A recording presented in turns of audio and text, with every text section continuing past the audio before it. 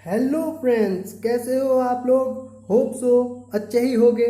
दोस्तों, आज के इस सेशन में मैं क्लास 9th का जो टॉपिक मोशन है वो करवाने जा रहा हूँ। इस टॉपिक को हमने लास्ट लेक्चर में जहाँ पर छोड़ा था, आज वहीं से हम इसे रेज्यूम कर रहे हैं। तो चलिए लेक्चर स्टार्ट करते हैं। यहाँ पर हमारे पास एक क्वेश्चन दिया हुआ है जिसमें एक हमारे पास सर्कल दिया हुआ है। सर्कल में क्या दिया हुआ है कि हमारे पास 4 पॉइंट्स हैं, P, Q, R और S। और इस सर्कल का जो रेडियस है वो दिया हुआ है 2 सेंटीमीटर। तो हमें यहाँ पर कैलकुलेट क्या करना है, हमें यहाँ पर कैलकुलेट करना है डिस्टेंस और डिस्प्लेसमेंट। ऐसा क्वेश्चन ऑलरेडी मैं लास्ट लेक्चर में करवा चुका हूँ, ठीक है। तो यहाँ पर क्या है, मान लो सपोज बॉडी पॉइंट P पर है और बॉडी क्या कर रहा है, सर्कल पर मूव करना शुरू कर रहा है। अब बॉडी ऐसे मूव करे या ऐसे मूव करे फर्क नहीं है, क्योंकि हमें यहाँ पर गिवन नहीं है कि बॉडी किस डायरेक्शन में मूव कर रहा है और हमें यहाँ पर जरूरी भी नहीं है कि हमें डायरेक्शन देखना है। अभी हमें बस डिस्टेंस और डिस्प्लेसमेंट कैलकुलेट करना है, ठीक है। तो यहाँ पर क्या है, जब बॉडी इस सर्कुलर पाथ पर मूव करना शुरू करेगा तो वो क्या कर रहा है, P से घूम रहा है और वापस P पर ही आ रहा है। जब ये बॉडी सर्कुलर पाथ पर मूव करना शुरू करेगा तो ये सर्कुलर पाथ पर जो डिस्टेंस कवर करेगा वो होगा उस सर्कल का सरकमफेरेंस। और मैं आपको पहले ही बता चुका हूं सर्कल का सरकमफेरेंस कितना होता है। सर्कल का सरकमफेरेंस होता है 2 पाई r, है ना। जहां पर पाई की वैल्यू 3.14, r की वैल्यू यहां पर गिवन है कितनी, 2 सेंटीमीटर, और ये 2 जो है एज इट इज आ जाएगा।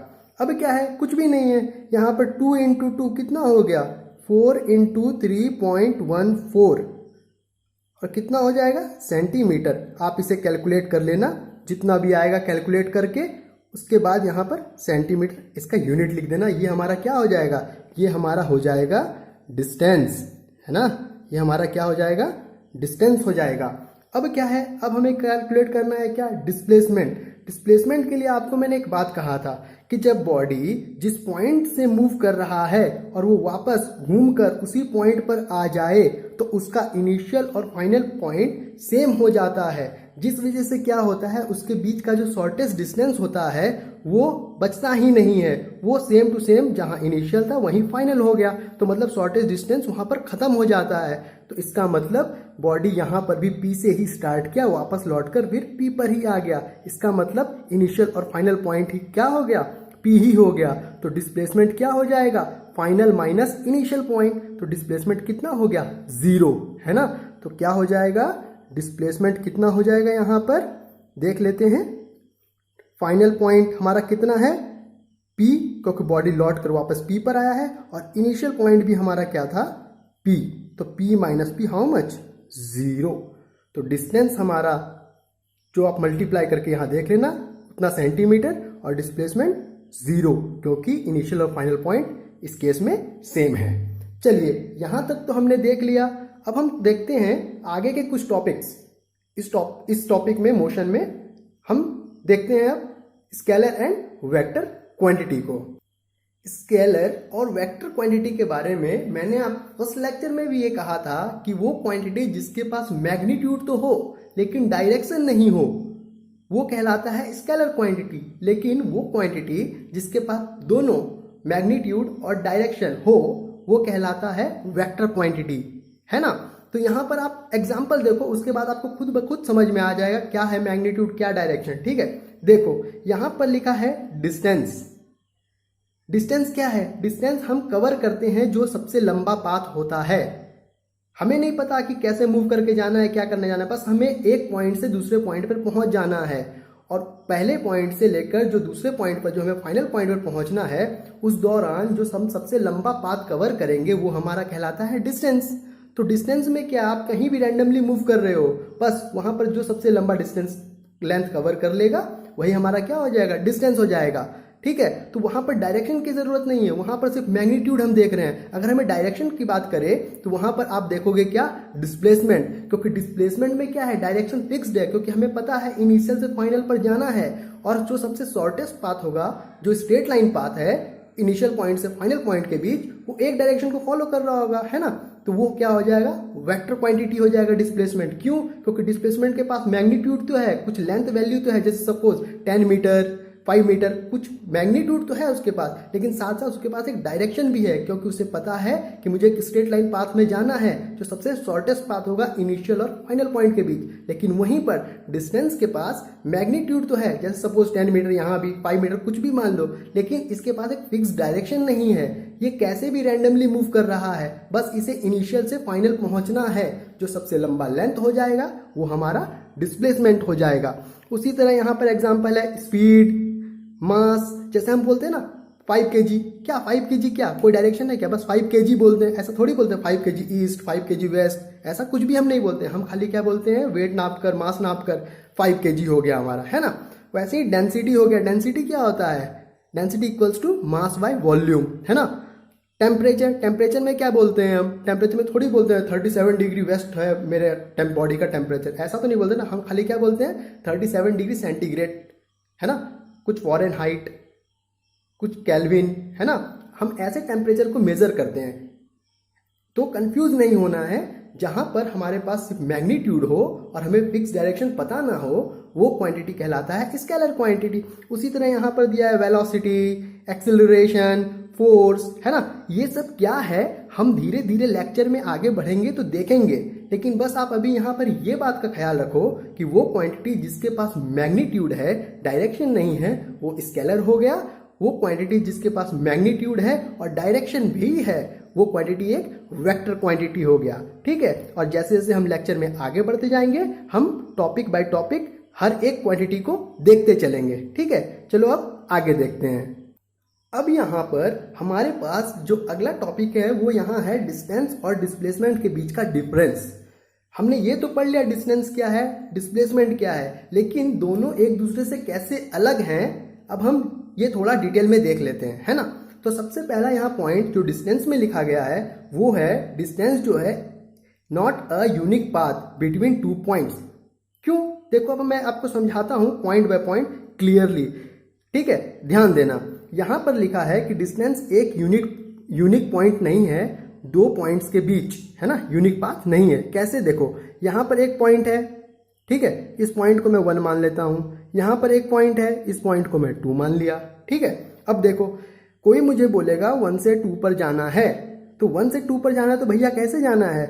मैं ऐसे ऐसे ऐसे कैसे भी मूव कर सकता हूँ, ऐसे भी मूव कर सकता हूँ, एक स्ट्रेट पाथ में भी मूव कर सकता हूँ, फिर ऐसे भी मूव कर सकता हूँ, ऐसे भी मूव कर सकता हूँ, है ना। अब ध्यान से समझो, यहां पर बोल रहा है डिस्टेंस एक यूनिक पाथ नहीं है 2 पॉइंट के बीच। ठीक है। अब देखो ऐसा तो हो सकता है ना कि ये पाथ जितना लंबा है 1 पॉइंट से जाने के लिए 2 पॉइंट पर, ये सबसे लंबा पाथ है। तो वहीं पर एक बात ये भी देखो, ऐसा भी तो हो सकता है इतने ही लेंथ का पाथ इस तरफ भी बना हो सकता है ना। जो पाथ इधर बना हुआ है जितने लेंथ का, उतना ही लंबा पाथ इधर भी तो बन सकता है इस साइड, फर्स्ट पॉइंट से सेकंड पॉइंट पर जाने के लिए। तो यहां पर तो 2 पाथ हो गए, भले ही दोनों का लेंथ सेम है लेकिन पाथ तो डिफरेंट हो गया। एक उस तरफ से हो गया, एक इस तरफ से हो गया भैया अपने पास, है ना। तो यहां पर क्या हो गया, डिस्टेंस लेंथ जो सबसे लंबा है ठीक है, लेकिन ये एक यूनिक पाथ नहीं है। हम एक पॉइंट से लेकर दूसरे पॉइंट तक जाने के लिए और भी डिफरेंट पाथ हो सकते हैं उसी लेंथ के। ठीक है, तो इस बात का हम ख्याल रखेंगे। वहीं पर डिस्प्लेसमेंट के लिए क्या लिखा हुआ है? डिस्प्लेसमेंट के लिए लिखा हुआ है, डिस्प्लेसमेंट क्या है, एक यूनिक पाथ है 2 पॉइंट के बीच। सही बात है, देख लो डिस्प्लेसमेंट क्या है, किसी भी 2 पॉइंट के बीच का सबसे शॉर्टेस्ट पाथ। वो पाथ क्या है हमारे पास? स्ट्रेट लाइन पाथ है ना। और स्ट्रेट लाइन पाथ तो फिक्स्ड है, एक ही पाथ हो सकता है जो स्ट्रेट हो सकता है, बाकी सब तो कर्व हो सकता है, लेकिन स्ट्रेट पाथ सिर्फ एक ही हो सकता है। और फर्स्ट पॉइंट से जाने सेकेंड पॉइंट जाने के लिए सिर्फ हमारे पास एक ही स्ट्रेट पाथ है, इसीलिए एक ये यूनिक पाथ है। क्योंकि कर्व पाथ क्या है, कर्व तो कुछ भी हो सकता है ना, थोड़ा भी टर्न हो गया तो वो कर्व हो जाएगा, लेकिन एक सीधी लाइन, एक स्ट्रेट लाइन, एक पॉइंट से दूसरे पॉइंट के बीच एक ही खींच सकते हैं ना हम। उसके ऊपर नीचे कितने भी लाइंस खींच सकते हैं किसी भी तरह से, लेकिन एक सीधी लाइन एक ही बार खींच सकते हैं ना हम किसी भी 2 पॉइंट के बीच। इसीलिए वो क्या हो जाएगा, डिस्प्लेसमेंट हो जाएगा, क्योंकि वो सबसे शॉर्टेस्ट पाथ हो जाएगा। इसीलिए डिस्प्लेसमेंट क्या हो गया, एक यूनिक पाथ हो गया किसी भी 2 पॉइंट के बीच। ये भी आप ख्याल रखेंगे। अब यहां पर जो दूसरा पॉइंट है वो क्या लिखा हुआ है डिस्टेंस के लिए, कि डिस्टेंस नेवर बी 0 और नेगेटिव। और वहीं डिस्प्लेसमेंट के लिए क्या लिखा है, डिस्प्लेसमेंट पॉजिटिव भी हो सकता है, नेगेटिव भी हो सकता है, जीरो भी हो सकता है। ये कैसे हो रहा है, चलिए एक एग्जाम्पल के थ्रू हम इसे समझने की कोशिश करते हैं। अब हम यहाँ सपोज कर लेते हैं कि एक पॉइंट यहाँ दिया हुआ है, ठीक है, और इस पॉइंट पर एक लड़का है, ठीक है, इस पॉइंट पर क्या है, एक लड़का है, और यहीं पर इसी पॉइंट पर, इस पॉइंट को मैं नंबर दे देता हूँ 1। इस एक नंबर पॉइंट पर जो ये लड़का खड़ा है ये अपने घर में है। अभी सपोज ये जो पॉइंट है जहाँ एक लिखा हुआ है ये लड़का का घर है, और ये लड़का अभी क्या है, अपने घर पर है। इस लड़के को क्या हुआ, कोल्ड ड्रिंक पीने का मन हुआ। अगर इसे जब कोल्ड ड्रिंक पीने का मन हुआ तो वो कोल्ड ड्रिंक का जो दुकान था उसके घर से कुछ 5 मीटर की दूरी पर था, है ना। अब इसे मैं नंबर 2 दे देता हूं। अब जो शॉप है वो इस लड़के के घर से 5 मीटर की दूरी पर है, ठीक है। चलो यहां तक जाने में क्या हुआ, ये 5 मीटर चला, ठीक है। अब ध्यान से सुनना मेरी बात। अब मैं क्या करता हूं, जो लड़का इस तरफ मूव कर रहा है इस डायरेक्शन में, ठीक है, इसको मैं क्या कर लेता हूं, पॉजिटिव ले लेता हूं। जिस तरह से लड़का इधर मूव कर रहा है उस डायरेक्शन को मैं क्या करता हूं, पॉजिटिव मान लेता हूं, है ना। अब समझो बात, जब लड़का इस कोल्ड ड्रिंक के दुकान पर था, समझने की बात करो, जब ये लड़का एक नंबर से अपने घर से इस कोल्ड ड्रिंक की दुकान पर गया तो क्या हुआ, जैसे ही ये कोल्ड ड्रिंक खरीदा उसी वक्त इसको एक कॉल आया। उसको जब ये कॉल आया वो था उसके फ्रेंड का कॉल। तो उसका फ्रेंड क्या बोला, तू कहाँ है, तो वो बोला मैं अभी कोल्ड ड्रिंक के दुकान पर हूँ। तो वो बोला ऐसा कर, तू मेरे घर पर आ जा उस कोल्ड ड्रिंक को लेकर। जो उसका फ्रेंड था उसका घर जो था उस लड़के के घर से कुछ 12 मीटर पीछे था, तो मान लेते हैं इसे 3 नंबर। ये था उसके फ्रेंड का घर, और कितना पीछे था, 12 मीटर, है ना। अब समझो बात, नंबर लाइन के अकॉर्डिंग जो इंटीजर लाइन है, जब हम एक सेंटर पॉइंट से इधर राइट को मूव करते हैं तो पॉजिटिव डायरेक्शन होता है, और जब हम सेंटर पॉइंट से लेफ्ट को मूव करते हैं तो हम उस डायरेक्शन को क्या लेते हैं, नेगेटिव लेते हैं, है ना। इंटीजर लाइन में तो ऐसा ही पढ़ा है हमने। चलो ठीक है, जब वो लड़का अपने घर पर था, वो शॉप पर गया, वो 5 मीटर चल कर गया। उसके बाद उसको जब कॉल आया तो वो लड़का यहाँ से अपने फ्रेंड के घर जाएगा। तो अब यहाँ ध्यान से समझना मेरी बात, यहाँ पर क्या है, अगर मैं डिस्प्लेसमेंट की बात करूँ, समझना बात, डिस्प्लेसमेंट की बात करूँ तो डिस्प्लेसमेंट क्या बोला मैं, पॉजिटिव भी हो सकता है, नेगेटिव भी हो सकता है, और जीरो भी हो सकता है। इसी एक एग्जाम्पल के थ्रू मैं ये भी दिखा दूंगा कि वो पॉजिटिव है, नेगेटिव है और जीरो भी है। चलो देखते हैं। जब वो लड़का 1 से 2 नंबर पर गया तो कितना दूरी तय किया, +5। समझना बात, कितना कवर किया, +5। अब क्या हुआ, वो लड़का जब इस पॉइंट से लेकर फिर वापस अपने फ्रेंड के घर जाएगा तो क्या होगा, उसे 1 नंबर पर जाना ही होगा, उसे 1 नंबर के थ्रू ही जाना होगा 3 नंबर पर। तो क्या होगा, जब वो लड़का 1 नंबर से शुरू किया, 2 नंबर, फिर वापस 2 से 1 नंबर पर आया, तो मतलब वो वापस से 5 मीटर की दूरी क्या किया, कवर किया। तो जैसे ही ये 5 मीटर की दूरी किया कवर, वो क्या किया, लेफ्ट डायरेक्शन में किया। जब वो लेफ्ट डायरेक्शन में किया तो हमने लेफ्ट को क्या है, नेगेटिव लिखा है, इसलिए यहां पर मैं क्या लिख लिया, -5। तो सबसे पहले वो पॉजिटिव डिस्प्लेसमेंट कवर किया, कितना कवर किया, +5। उसके बाद जब वो वापस आया तो वो नेगेटिव डिस्प्लेसमेंट कवर किया, कितना, -5। अब देखो +5 और -5 मिलकर कितना हो गया, 0 हो गया। सबसे पहले वो पॉजिटिव डायरेक्शन में मूव किया, मतलब डिस्प्लेसमेंट क्या हो गया हमारा, पॉजिटिव। और फिर जब वो वापस उल्टा मूव किया, जब अपने फिर उसी पॉइंट पर आ गया तो डिस्प्लेसमेंट कितना हो गया, 0। अब मैं यहां से ये भी दिखाऊंगा कि डिस्प्लेसमेंट नेगेटिव कैसे हो रहा है। जब वो वापस से अपने इस इनिशियल पॉइंट पर आ गया है तो वापस उसे अब अपने फ्रेंड के घर जाना है। तो फ्रेंड के घर जाना है तो उसे वापस 12 मीटर पीछे की तरफ जाना होगा। तो जब वो 12 मीटर पीछे जाएगा, किस डायरेक्शन में जा रहा है, नेगेटिव डायरेक्शन में जा रहा है। तो नेगेटिव डायरेक्शन में जा रहा है तो हमारे पास अभी तक टोटल डिस्प्लेसमेंट कितना है, 0।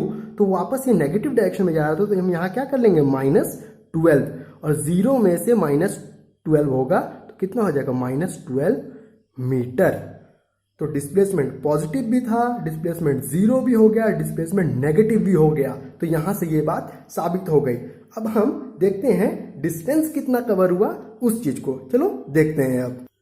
अब देखो लड़का क्या है, एक नंबर से 2 नंबर पर गया, इस दौरान ये कितना लेंथ कवर किया, 5 मीटर। चलो लिख लिया मैंने 5 मीटर। और अभी मैंने आपको क्या बताया है, डिस्टेंस ना नेगेटिव हो सकता है ना जीरो हो सकता है, ठीक है। क्यों, अभी मैं आपको समझा देता हूं। यहां मैं क्या कर लिया, 1 से 2 नंबर पर गया तो ये 5 मीटर की दूरी तय किया, ठीक है। चलो फिर ये वापस 2 से 1 नंबर पर गया तो ये वापस से 5 मीटर तय करेगा, ठीक है। अभी मैं साइन वाइन कुछ नहीं लगा रहा हूं, ठीक है। अब फिर जब ये 1 नंबर पे पहुंच गया, जब ये वापस फिर 1 नंबर से 3 नंबर पर जाएगा तो ये क्या कवर करेगा, 12 मीटर तय करेगा, है ना। अब ध्यान दो, डिस्टेंस एक स्केलर क्वांटिटी है और डिस्प्लेसमेंट एक वेक्टर क्वांटिटी है। किसी भी वेक्टर क्वांटिटी को लिखने के लिए हमारे पास मैग्नीट्यूड तो चाहिए, लेकिन हमारे पास एक डायरेक्शन भी चाहिए। जिस डायरेक्शन में जो बॉडी मूव करेगा हमें उसके अकॉर्डिंग साइन देना पड़ेगा। लेकिन डिस्टेंस के पास कोई डायरेक्शन नहीं है, यानी लेंथ जैसे जैसे कवर कर रहा है वो लेंथ जुड़ता ही चला जाएगा। कभी ये सुना है क्या, किसी स्क्वायर का लेंथ अरे -20 मीटर है, किसी रेक्टेंगल का एक साइड -10 मीटर है, कभी ऐसा सुना है क्या लेंथ नेगेटिव में? नहीं। क्यों? क्योंकि हमारे पास सिर्फ मैग्नीट्यूड है, डायरेक्शन हमारे पास नहीं है।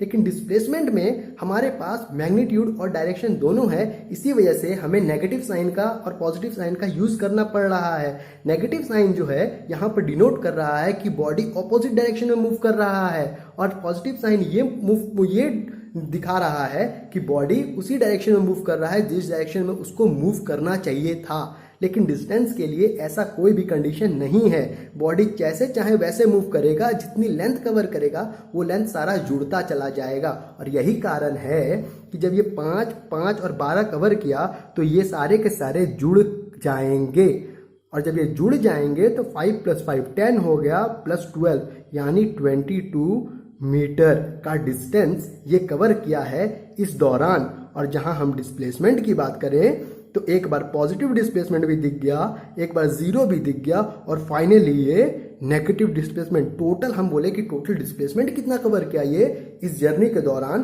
तो वो टोटल डिस्प्लेसमेंट जो है ये -12 मीटर कवर किया।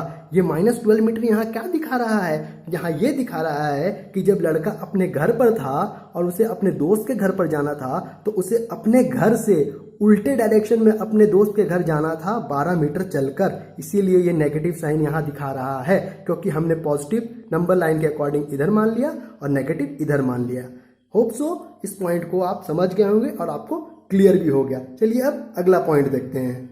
अब यहाँ पर हमारा अगला पॉइंट है कि डिस्टेंस एक स्केलर क्वांटिटी है और डिस्प्लेसमेंट एक वेक्टर क्वांटिटी है। ये तो हमने स्टार्टिंग से ही देख लिया है ना, इससे पहले ही देख लिया हमने कि डिस्टेंस एक स्केलर क्वांटिटी है और वेक्टर क्वांटिटी है डिस्प्लेसमेंट, और इसके अकॉर्डिंग ही हमने इससे पहले वाला पॉइंट क्या है, प्रूव भी किया है। चलो ठीक है, अब हम अगला पॉइंट देखते हैं जो इंपॉर्टेंट है कि डिस्टेंस जो है ग्रेटर हो सकता है या इक्वल हो सकता है डिस्प्लेसमेंट के, लेकिन वहीं डिस्प्लेसमेंट जो है इक्वल हो सकता है या फिर छोटा हो सकता है डिस्टेंस से। चलो इस पॉइंट को हम देखते हैं और समझने की कोशिश करते हैं। आइए देखते हैं। अब हम वापस से एक पॉइंट कंसीडर करते हैं, ठीक है। चलो इस पॉइंट को हम नाम दे देते हैं 1, और एक और पॉइंट कंसीडर करते हैं, इसको नाम दे देते हैं 2, ठीक है। अब देखो, एक आदमी है जिसको 1 से 2 पर आना है। चलो ठीक बात है, तो क्या करेगा, ये आदमी मूव कर 2 पर आ गया, लेकिन यहां पर यह नहीं तय किया गया कि आदमी को कैसा पाथ फॉलो करना है और किस तरह से 2 पर पहुंचना है, तो हमें नहीं पता। तो हमारा मन में क्या आएगा, ये बॉडी ऐसे भी मूव कर सकता है, ये बॉडी स्ट्रेट भी मूव कर सकता है, ये बॉडी ऐसे ऐसे कहीं से भी मूव कर सकता है ना, क्योंकि कंडीशन नहीं दिया गया हमें। तो अब समझो यहां पर क्या बोल रहा है, डिस्टेंस जो है डिस्प्लेसमेंट के बराबर हो सकता है या फिर उससे बड़ा होगा। कैसे, अब समझो। डिस्प्लेसमेंट क्या होता है, सबसे शॉर्टेस्ट पाथ। 1 से लेकर 2 तक जाने के लिए सबसे शॉर्टेस्ट पाथ क्या है, ये एक स्ट्रेट लाइन पाथ है, ठीक है। और डिस्टेंस क्या है, डिस्टेंस क्या है, 1 नंबर से 2 नंबर पर जाने के लिए जो सबसे लंबा पाथ हम फॉलो करेंगे वही हमारा क्या होगा, डिस्टेंस होगा। लेकिन यहां ये तो समझ में आ गया कि डिस्टेंस डिस्प्लेसमेंट से बड़ा हो गया, क्योंकि डिस्प्लेसमेंट जो है शॉर्टेस्ट पाथ है और डिस्टेंस जो है सबसे लंबा पाथ है। लेकिन इसको इक्वल कैसे प्रूव करें भैया, तो इक्वल प्रूफ करने के लिए अब हमें यह देखना होगा कि डिस्टेंस और डिस्प्लेसमेंट बराबर हो जाना चाहिए। तो वो कौन सा मोशन है या वो कौन सा कंडीशन है जिसमें डिस्टेंस और डिस्प्लेसमेंट दोनों बराबर हो जाएं। तो देखिए वो मोशन है एक स्ट्रेट लाइन मोशन। कैसे, अब समझते हैं। हमारे पास एक पॉइंट यहाँ है, एक पॉइंट यहाँ है, इसे हम 1 नंबर दे दिए, इसे 2 नंबर दे दिए। और बॉडी क्या कर रहा है, एक स्ट्रेट लाइन पाथ में मूव कर रहा है। जब बॉडी का पार्टिकल एक स्ट्रेट लाइन पाथ में मूव करता है तो उस मोशन को क्या बोलते हैं हम, रेक्टिलिनियर मोशन, है ना। पहले भी मैं बता चुका हूं। तो देखिए यहाँ पर जैसे ही बॉडी 1 नंबर से 2 नंबर पर गया और वो एक स्ट्रेट लाइन पाथ फॉलो कर रहा है। अब यहाँ ये ध्यान दीजिए कि बॉडी दूसरा कोई पाथ फॉलो नहीं कर रहा है, उसके पास सिर्फ टर्म एंड कंडीशन एक ही है कि उसे स्ट्रेटली मूव करना है। जब उसे एक स्ट्रेट लाइन पाथ में मूव करना है तो उसके पास दूसरा कोई कंडीशन नहीं है कि मैं 1 नंबर से 2 नंबर पर किसी और तरीके से चला जाऊं। तो मतलब यहाँ पर जब स्ट्रेट लाइन पाथ है तो 1 नंबर से 2 नंबर तक जाने के लिए जो सबसे शॉर्टेस्ट पाथ था वो एक स्ट्रेट लाइन पाथ होता है ना। लेकिन यहाँ ये फिक्स कर दिया गया पाथ एक ही रहेगा, तो मतलब डिस्टेंस और डिस्प्लेसमेंट दोनों यहाँ पर सेम हो जाएगा। कैसे, स्ट्रेट लाइन पाथ डिस्प्लेसमेंट होता है लेकिन डिस्टेंस दूसरे जगह मूव करने के लिए कोई कंडीशन नहीं है, तो इसीलिए बॉडी को यहाँ पर इसी पाथ पर मूव करना होगा। इस पॉइंट से इस पॉइंट तक जाने के लिए सबसे लंबा पाथ भी यही है और सबसे छोटा पाथ भी यही हो गया। तो मतलब स्ट्रेट लाइन मोशन वो कंडीशन है जिसमें डिस्टेंस और डिस्प्लेसमेंट बराबर हो सकते हैं। ठीक है, होप सो आपको ये बात समझ में आ गई होगी। तो इसीलिए यहाँ पर डिस्टेंस डिस्प्लेसमेंट से क्या हो गया, बड़ा हो गया और इक्वल हो सकता है, लेकिन डिस्प्लेसमेंट जो है डिस्टेंस से छोटा होगा या फिर बराबर होगा। तो यहाँ पर एक रेशियो पूछता है ना। तो रेशियो ये पूछता है कि डिस्टेंस बाय डिस्प्लेसमेंट का जो रेशियो होगा वो 1 से बड़ा होगा या 1 से छोटा होगा। और दूसरा रेशियो पूछता है डिस्प्लेसमेंट बाय डिस्टेंस का जो रेशियो होगा। देख लो, पहले में है डिस्टेंस बाय डिस्प्लेसमेंट और दूसरे में है डिस्प्लेसमेंट बाय डिस्टेंस। तो यहाँ पर ये पूछता है कि डिस्टेंस बाय डिस्प्लेसमेंट का रेशियो 1 से बड़ा होता है या छोटा होता है, या फिर डिस्प्लेसमेंट बाय डिस्टेंस का रेशियो 1 से बड़ा होता है या छोटा होता है। तो अब यहाँ पर समझने के लिए मैथ्स का एक कॉन्सेप्ट समझो। ठीक है, अब यहाँ देखो फ्रैक्शन में क्या होता है। फ्रैक्शन में ये होता है कि सपोज मान लो मेरे पास एक नंबर है p/q के फॉर्म में, वो नंबर है मेरे पास 7/5। ध्यान से समझना, अगर फ्रैक्शन में डेनोमिनेटर में जो नंबर प्रेजेंट है वो न्यूमरेटर से छोटा है, वापस से बोल रहा हूँ ध्यान से सुनना, डेनोमिनेटर में जो नंबर है वो न्यूमरेटर से अगर छोटा हुआ तो फ्रैक्शन का वैल्यू ग्रेटर देन 1 हो जाता है हमेशा। ध्यान देना, वापस से एक बार फिर समझा देता हूं। फ्रैक्शन के केस में अगर डेनोमिनेटर में जो वैल्यू है वो ऊपर वाले न्यूमरेटर के वैल्यू से छोटा हुआ तो वैल्यू ग्रेटर देन 1 हो जाता है। वहीं पर अगर ये वैल्यू 5/7 हो जाए, मतलब जो डेनोमिनेटर में वैल्यू है वो न्यूमरेटर के वैल्यू से कम हो जाता है। मतलब जिस केस में डेनोमिनेटर बड़ा वैल्यू लेस देन 1, जिस केस में डेनोमिनेटर छोटा वैल्यू ग्रेटर देन 1। अब समझो, डिस्टेंस और डिस्प्लेसमेंट में से बड़ा कौन, डिस्टेंस। डिस्प्लेसमेंट क्या, छोटा। जब वैल्यू डिनोमिनेटर में छोटा रहेगा तो रेशियो ग्रेटर देन 1 हो जाएगा। मतलब डिस्टेंस बाय डिस्प्लेसमेंट का जो वैल्यू है, जो रेशियो है, वो ग्रेटर देन 1 होगा ऑलवेज, या फिर इक्वल टू 1 होगा, है ना। क्योंकि दोनों बराबर भी हो सकते हैं लेकिन 1 और 1 से बड़ा हो सकता है ना। तो इस बात को ख्याल रखेंगे। इक्वल किस केस में होगा, किस केस में होगा इक्वल, इक्वल हो जाएगा जब दोनों बराबर हो जाएंगे, एक स्ट्रेट लाइन मोशन हो जाएगा। डिस्टेंस बाय डिस्प्लेसमेंट का रेशियो या तो 1 के बराबर हो सकता है जब ये दोनों बराबर हो जाए, या फिर ये 1 से बड़ा ही होगा। और वहीं पर डिस्प्लेसमेंट बाय डिस्टेंस का रेशियो क्या हो जाएगा, डिस्प्लेसमेंट बाय डिस्टेंस का रेशियो मतलब डिस्टेंस नीचे बढ़ा, मतलब डेनोमिनेटर बढ़ा तो रेशियो लेस देन 1 हो गया। लेकिन एक ऐसा कंडीशन है स्ट्रेट लाइन मोशन जिसमें ये दोनों आपस में बराबर भी हो सकते हैं और दोनों कटकर 1 के बराबर भी हो सकते हैं। तो ये जो रेशियो है लेस देन इक्वल टू 1 भी हो सकता है। तो इस चीज को आप ख्याल रखेंगे। होप सो यहाँ तक आप समझ गए होंगे। नेक्स्ट सेशन में हम कंटिन्यू करेंगे इस लेक्चर को। तब तक ऐसे ही सपोर्ट करते रहिए चैनल को। लाइक करें, सब्सक्राइब करें, कमेंट करें और शेयर करें। तब तक के लिए thank you. Have a nice day.